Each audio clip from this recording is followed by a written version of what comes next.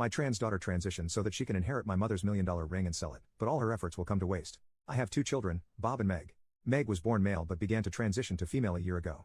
My dad gave my mom a huge and expensive diamond ring for their 30th wedding anniversary, and when she died in 2009, she stated that everything went to my dad except that ring, which is to pass on to the next born female in our family.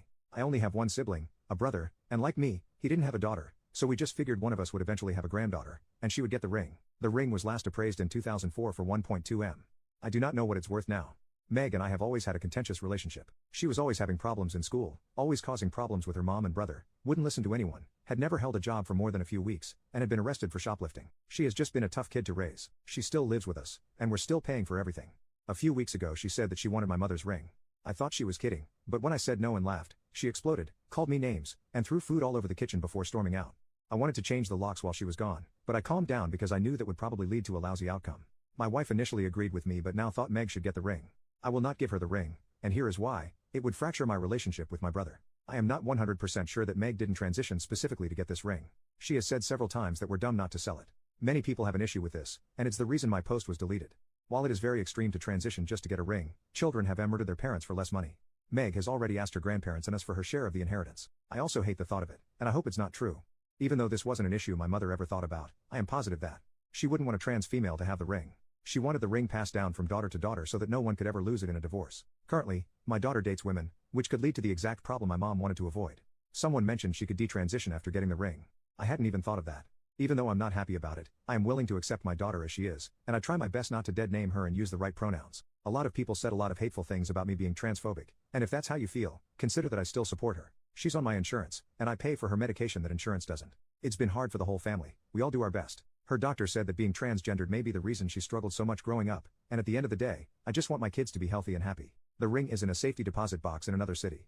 Meg doesn't know who to contact to see if she'd be eligible, so I am stopping her from getting it. I am not sure what the exact wording of the will is, but it's a legal document and very specific about how the ring should transfer.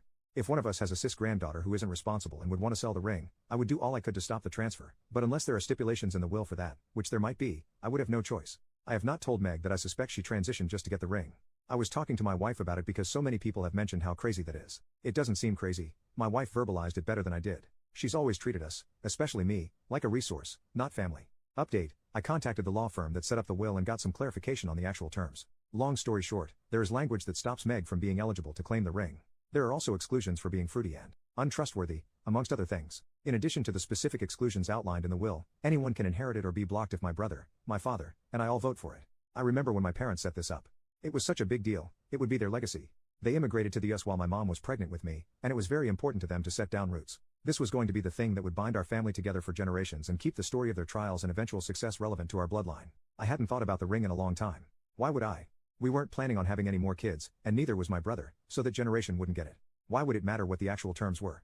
When my daughter started to transition, it didn't even occur to me that it might make her eligible for the inheritance. That's how far removed from my day-to-day life the ring is. Now that this has all happened, I've thought critically about what this ring really is and what it will most likely accomplish. I have spoken to my brother. I told him that Meg asked for the ring, and I said no without knowing the will's terms. He agreed that Meg had too many problems getting the ring, and like me, he hadn't even thought about the ring since the will happened. I asked him what we should do if one of our kids had a daughter. She was irresponsible and wanted to pawn the ring. He agreed that it would be a problem that he wouldn't like. Then I told him I didn't see this working out as our mom had thought. Depending on the economic conditions by the time it's inherited, it might just be a race to see who can have the first girl so they can sell it and have some security. The further away from my mom, the less sentimental value it has. He agreed with all of my points. I suggested we sell it and set up a trust in our mother's name that gives our kids several payments to make their transition into adulthood easier. Maybe a payout at 18, 21, and 30. My brother likes the idea, but the only way we can do this is to convince my dad. He's 83 and still pretty sharp, but his wife's memory and legacy are crucial to him, so I have no idea if he'll even consider it. So that's where we are. Thanks for your input.